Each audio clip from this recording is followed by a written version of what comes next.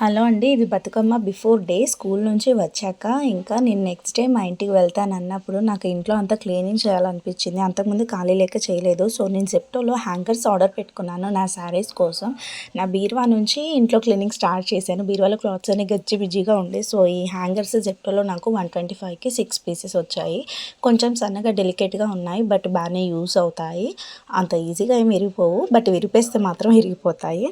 So నేను ఒక్కొక్క హ్యాంగర్లో 2 శారీస్ పెట్టేశాను. అలాంగ్ విత్ బ్లౌజ్ అండ్ పెట్టుకోట్ కూడా పెట్టేశాను. నీట్గా నా బీరువా అంతా సదిరేసుకున్నాను. మిగతా శారీస్ అన్ని కవర్లో ఫోల్డ్ చేసి చక్కగా పెట్టుకున్నాను. నేను శారీస్తో పాటే పెట్టుకోట్ బ్లౌజ్ కూడా పెట్టుకుంటాను, so that we can take very easily కదా, అందుకని నేను అలా పెట్టుకుంటాను అనమాట.